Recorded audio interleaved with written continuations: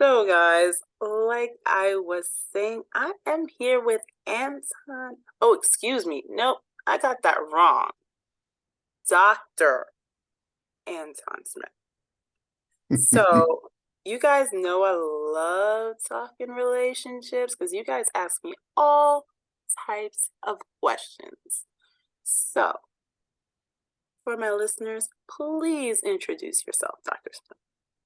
Hi, Dr. A. Davis Smith, PhD in psychology from University of Michigan. I've been in the relationship space for years. My dissertation was actually on looking at dating preferences of Black men. So I've been in this area for quite a while, in this space for quite a while, and I look forward for the opportunity to kind of bring content that's a little different than what you're hearing from everyone else, focusing on that information that's based on research and data. So I want to bring a little more rigor to talking about relationships and having conversations that are rooted and based in data and fact rather than a lot of suggestion and belief.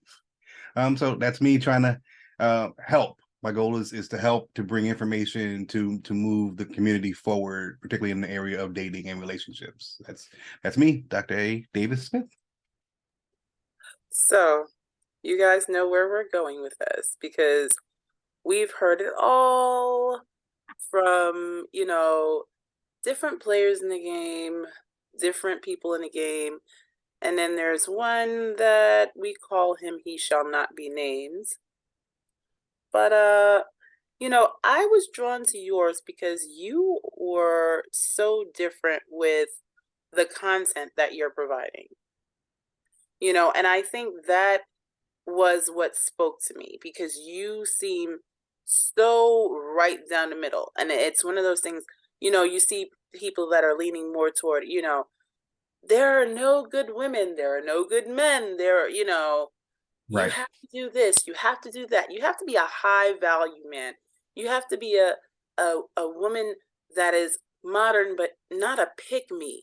Like there are so many things that are going around on social media. I think it's created a stop. And that's what's really kind of getting to me because even I was listening to something today and the gentleman said he was actually going to take a hiatus from his channel because of what he was seeing in the comments where he was giving a seminar toward women and the women weren't asking the questions they should have been asking because every time they asked a question, they got attacked by men Mm. in the comments. And it was like, whoa, and he even said, he says, I have a platform for the gentleman. So why are you here? He says, and the, I can't get the effect that I need to get. I can't make headway because, there's so much back and forth going on in the comments. Right. So how do we start this? Like, okay, one, how did you go from saying, you know what, I'm just gonna be a practicing doctor to, hey, I am going to be someone who gets on here and gives the science behind relationships? That's a great question. I've always been curious about relationships and dating, and so my real world job is human resources, and so I do a lot of interaction with individuals, and so my psychology background always comes to play.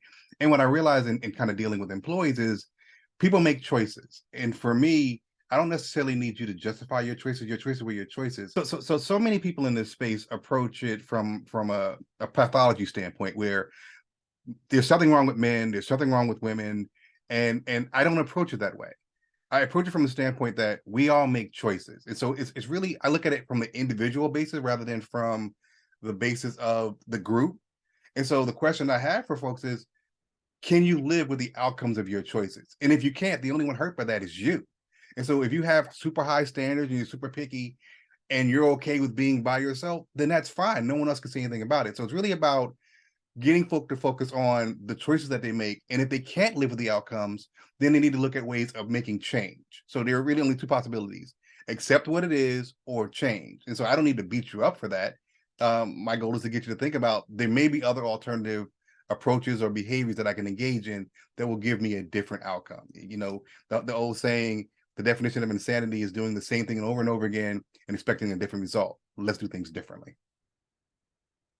So, okay, you're talking about doing things differently. I really have a question, and we kind of touched on it a little bit earlier.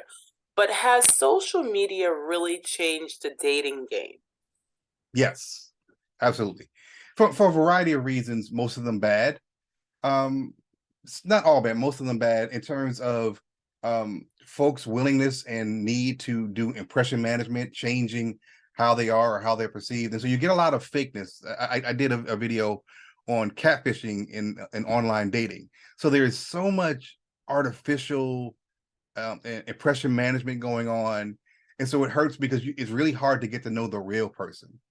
And so there's a tendency to do that. But on the good end, I think it allows folks who would never meet otherwise to come in contact. And so it broadens individuals' scope in terms of who they can meet and who they can get to know. So I just think we're using the technology wrong, but it does enhance our ability to meet new folks, particularly in online dating and in the dating apps. You're talking to people as broadly as you want across the country, across the world, if you want, that you wouldn't come across any other way. So I think it's good in that regard, but how we're using it is faulty. Okay, yeah, I because I totally agree with that. Now, there are people that come on and they call themselves gurus, and you and I actually have had this conversation prior to this interview. That's why you're laughing. But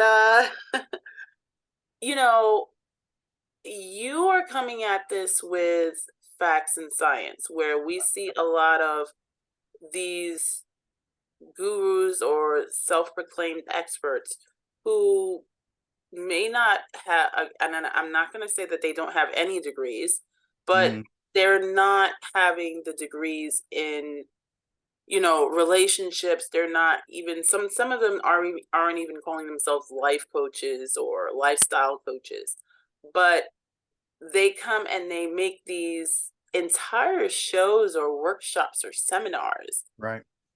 and it's all opinion based, but they're getting a large fan base. Why do you think that is? Because it's often very, very controversial. It's for entertainment. And so one of the things that I kind of my motto that keeps me grounded in this space is I'm here to educate, not entertain. I'm not here to put on a show. I'm not here to have you laugh and joke. I'm here to give you information that hopefully you can use to improve your standing. And so many folks are so wrapped up in trying to put on a show, being intentionally inflammatory or disagreeable, and so it's entertainment. It's the same thrill folks get out of watching a car wreck. You can't turn away because it's just such a mess. And it's pure entertainment that it's trying to live on a diet of cotton candy. There's no real substance. And so I don't consider myself a relationship guru. I'm a researcher. I am a psychologist, and I'm familiar with the data. I know what the studies say. I know how to interpret the studies for folks that can't interpret it themselves. And so there's room in this conversation, in this discourse, for what do the facts say. And so I have my own interpretation of those facts, and I'm able to put out models or suggestions or hypotheses that I believe this, and but I'm also able to go back and test that belief. And so if I say I don't believe that men are only attracted to women based on their looks, I think that there are other things at work. I can actually do the research to figure out whether that's true or not. Most folks that say stuff, they have no way of proving it or disproving it. And so I think that's one of the big differences that I bring to the space is that what do the facts say? Opinion is cute, but what do the facts say? And that I get that, because the thing is, I think, we hear things and things get so sensationalized. Yes. So, okay, now one of the things I did notice was we have this, not necessarily the air quotes experts coming at people, but we have the fans, the followers, the super fans who are Yeah. now taking this moment to say, oh, well, you know what? So and so was right. And now people, and it goes on both sides. I'm not just saying men, I'm not just saying women. It goes on both sides. So and so was right about women, or so and so is right about men. So how do we maneuver that? Because even I at times have found myself walking into a room and it's like, I don't know you and I have no clue what you're talking about. Right. So how do we maneuver something like that where we're kind of pulled into a debate or an argument, so to speak, that we didn't even start or weren't even a part of? I think we have to go into these situations with open minds. And so one of my biggest faults with followers of he who shall not be named is though they treat him as though he was infallible, and that everything he said was gospel. There were lots of things that he said that I agreed with, because a lot of what he's talked about was based on psychology, based on evolutionary psychology. So it was grounded on fact, or at least in theory. But everything he said wasn't right or wasn't accurate. And so we need to be open-minded and acknowledge we don't know what we don't know, and be willing to engage in a discourse about what's going on with men and women. And we've got to be on the same page, because one thing that he believed and I believe, black men and black women, we need each other. We were made for each other. And so we've got to find a way past all this anger and hostility and aggression that we have, and find a way to have conversations that are productive. And like we've fallen into these hardcore camps that don't provide any real benefit. And if we don't move towards a more common ground where we can have useful conversation, it's looking really, really bleak for our community. Yeah, it is. It is. I mean, the first time I had ever heard anything was when we had this hard era of what we call the red pill community. Yep. And then it was, and we actually had, because we had the gurus for the gentleman, and then we had a lot of, which are still around, femininity. Okay, it's like a huge tongue twister, but I'm going to try this without stuttering. Femininity influencers. Yep. And some of them were teaching red pill in order to help women maneuver around being able to date in the dating pool. Right. So what can we get out of, or how can we get out of moving toward those extreme groupings? Because that's what I keep seeing. How do we get out of moving toward those extreme groupings? Because we've all had a past, we've all had things where we've had an ex that may have hurt us or whatever, Right. but how do we get past and say, okay, that was that person, that's just emotion talking? And that's one from a psychological standpoint. That's the challenge. And so it's hard to move past our personal experiences that we believe are prove the point. And so I got dogged out, and so therefore all women must be bad. No, my choice was bad. Not even my choices. That choice was bad.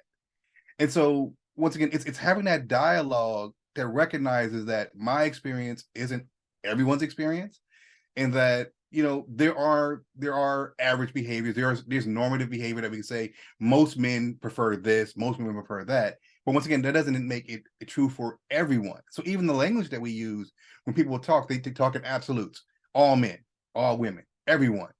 That isn't ever going to be true. It's usually most or some. So giving each other kind of the grace and that space to recognize that there are going to be exceptions, in my experience, may not be everyone's experience. And so being willing to have those tough conversations, and recognize that there are male female differences. There are physically, psychologically, there are differences.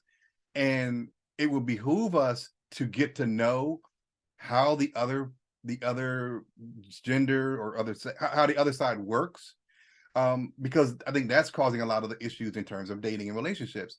We're assuming that we understand what drives a woman, what she wants, what she needs, what she's looking for. Once again, beyond kind of the individual difference of it all.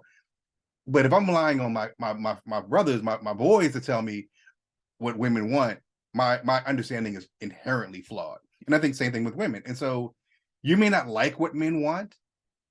You don't have to. You can make a decision about whether or not you're going to be like what they want or something else. And once again, can you accept the consequences? Because we're not going to change what we want. You're not going to change what you want. And so most women, a lot of women, I think say most, a lot of women like tall men. That is a reality that men have to deal with. And so you can't make yourself taller. So you're going to either have to find women who aren't bothered by height or be alone. I mean, that is the reality of it. So we need to accept each other's differences, whether we like them or not, whether they benefit us individually or not. They are what they are, and stop complaining about the things that we can't change. So, okay, are you saying that we need to learn how to change our vocabulary when it comes to even describing each other? Yes, I think we do it. We do it in such negative terms. It's such negative. It's funny. I had a conversation with my cousin yesterday, and we were talking about dating. She's entering the dating sphere again, and we were talking about me and what my preferences are.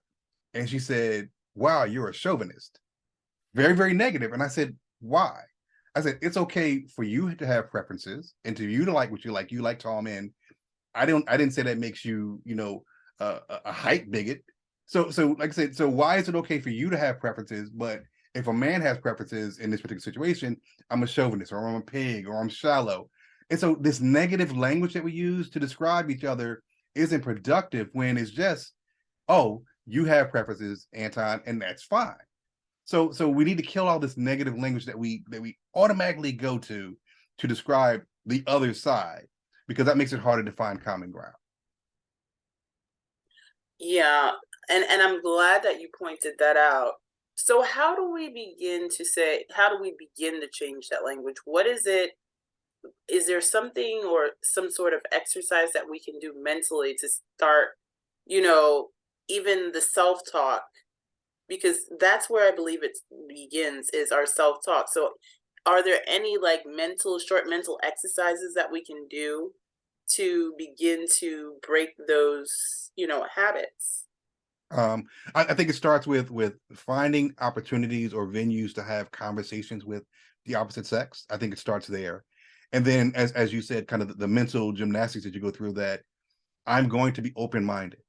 I am not going to take personal offense to someone else's personal preferences.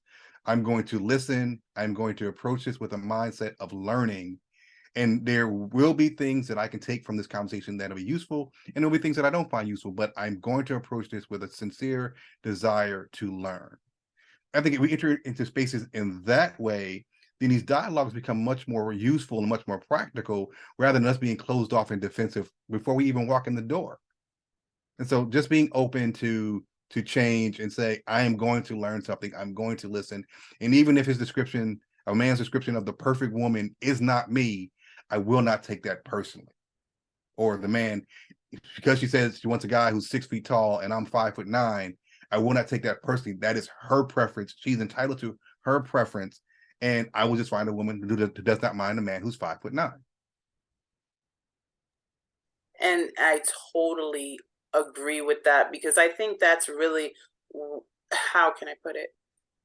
And I'm maybe I need to ask you, is it that we have this idea of what our mate should be or what our preferences are, and then we try to make other people fit into those preferences?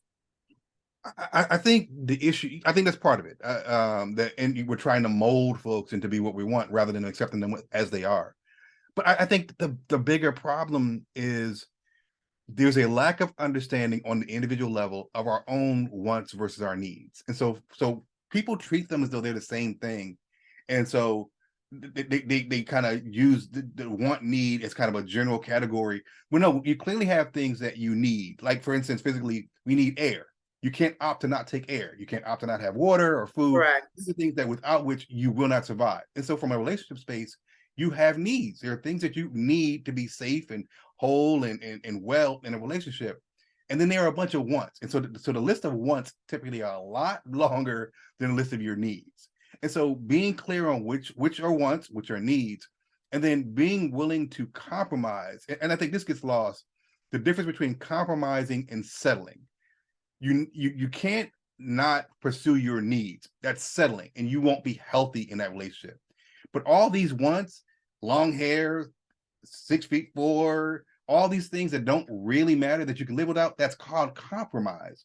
And as adults, we're expected to compromise all the time. Why not in dating and relationships? And so what? She doesn't have hair down her back. Does that really matter? Does that really affect the quality of our interaction?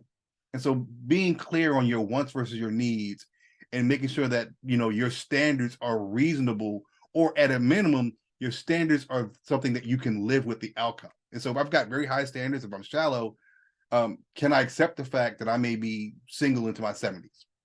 If it's not, if the answer is no, then I need to change my standards. If the answer is yes, I'm fine either way, then I want what I want. And so I think that's where we get stuck, making sure that we know our wants versus our needs. Yeah, because going back to the whole social media thing, I don't know, maybe you saw it, but I saw it a lot. There was this thing with the whole, well, you know what? We're going to do the swimming pool test. I'm going to take her swimming and see if she has on makeup or not. And what I think most gentlemen didn't understand was, while they were saying this, the actual makeup companies started paying attention Yep. and started making sure that their makeup was waterproof. Right. I mean, Right. extremely waterproof, to the point where if we put on makeup, we have to wash our faces like 5 times. Right. So Right. women were just saying, oh, well, you do that, I'm just going to switch up the brand of makeup that I use. So this became a thing. And I think it was a competition. It became a competition of, now correct me if I'm wrong, to see how, one could fool the other. Right. Right. It's that whole catfishing thing. Yes. And so there's also a problem directly related to what you said, that we find ourselves in a space where we need to test each other to see whether or not they pass some subjective criteria. Does she have too much makeup? What is too much makeup? Is it any makeup? And so we test each other. I was in a situation where I met a young lady. We had been talking a lot over the course of a week, and she asked me, after about a week, whether would I buy her some headphones. And so my response was, no, I don't know you. I'm not ready to invest in you that way. I'm continuing to get to know you. And so she took offense to that, and so she ended the conversation. And I was like, fine, and that is what it is. And then she called me back and she said, I wanted to apologize, but I got this advice from a book that you can tell if a man is really into you by his willingness to buy you some nominal gift. And I said, so you felt it appropriate to test me after a week? Like, that's silly. And so why are we testing each other? Ask the question that you want to know, rather than going through these kind of these backdoor channels, the swimming pool. That's silly. Ask the questions and hope that you get honest answer. But then once again, how important is the makeup test? How important is my willingness to buy headphones after a week? So I think we're being a little disingenuous in terms of how we're dealing with each other, looking for ways to trip each other up rather than really figuring out whether or not this person is worth my time. Are you afraid that things have become more transactional as opposed to, because we know, of course, we're not in the era of our parents, grandparents, we're not in that kind of dating era. But in other words, do you think that things have become a bit more transactional in the dating relationship in the arena? Absolutely. So I'm going to say something that I hope won't get me in trouble. But um, dating is the most socially acceptable form of prostitution. It just is. It's fundamentally Whoa. it's fundamentally an exchange of goods for services. Here's how I can say that. You have a woman and you tell her, guy that she just met, he wants to date her, but he has no intention of ever spending a single dollar on her. He just won't. He doesn't believe in it. She won't date that guy. Conversely, you can ask the same guy, this woman that you met, she's never going to sleep with you till you get married. He's not going to be interested. So that sex and money are required components of their interaction. That's about as as close to prostitution as you can get. It's fundamentally the exchange of goods for services, and it is. And so people don't like that, but you take money, you take sex out of those equations, and you typically don't have dating. I'm glad that you said that, because I think one of the things that I keep hearing, and I hear this from both sides, is, well, how am I supposed to be in a relationship with this person if I don't first find out if we're sexually compatible? And this is like, they have to have sex on a first date. The date goes well, but they have to go home and sleep with each other to find out if they're sexually compatible, and they haven't even made it to date two. Right. So many flaws in that. So many flaws. Where do I start? So the purpose of dating gets lost. The purpose of dating, in my viewpoint, is to figure out on this date whether I want to see you again for a next date. And so we haven't figured out whether or not we're personally compatible before thinking about sexually compatible. So if we're sexually compatible, but we hate each other, where are we? And so doing the due diligence on the front end to make sure that we are personally compatible makes the most sense, because feelings can get involved when sex gets involved, lack of clarity, like all these things get in the way when you introduce sex into an equation. And I like to be clear about, we're talking about dating.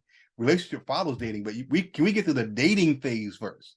Can we make sure that we enjoy each other's company to have a conversation about becoming in a committed relationship that follows? And so when you introduce sex too early, it causes all these problems. And then another unpopular thing, I think, will be more unpopular with the men and the women. I think part of the problem is that women, how do I say this without sounding judgmental? A part of the problem is women engage in sexual activity too early to benefit them. I think that's the cleanest way to say it. And so most men have in their mind a measuring stick about what too early is. And it can vary from man to man. It could be the second date, it could be 6 months. But we have some idea about what too early is. And a woman who engages in sex with a man, quote unquote, too early, will not be considered wife material. It may be as unpopular as anything else on the planet I've said, but if a woman engages in sex with a man too early, she loses the possibility of being considered a wife, and she becomes side chick, jump off, whatever you want to call it, use whatever language you want, because the assumption that most men would have is that, oh, she slept with me on the first date, she sleeps with everyone on the first date. Psychology 101. Past behavior predicts future behavior. And so if I'm seeing that I was able to get you into bed on date one, I don't believe I'm so wonderful and amazing that there's something that you did for me. And so it's going to change how he perceives you as a potential long-term partner. So it doesn't benefit a woman to jump into bed early. It just doesn't from a male perspective. This is what men think. So once again, I'm a whole big fan of do hot girl summer, do your thing. Can you live with the consequences of that behavior? Because I'm telling you what men are thinking when you do that. So do your thing, but once again, accepting the consequences. And similarly, I talk to men. Why are you spending $800 on a date or whatever, taking her to Ruth Chris or whatever you're taking her on the first date? Why are you expending so much financial resources on a woman that isn't your woman? And so there's this disconnect in terms of how much we're investing early on in dating that makes it so transactional about what can I get. It's really become, what can I get out of her? If I take her to Ruth Chris, we're having sex. Or I'm going to get him to take me to the most expensive restaurant that I can get him to take me to, so I can put it on the gram, so all my girls can see how I'm rolling. It's jacked up, and it's so flawed. Agreed, agreed. But we're going to pause here because, of course,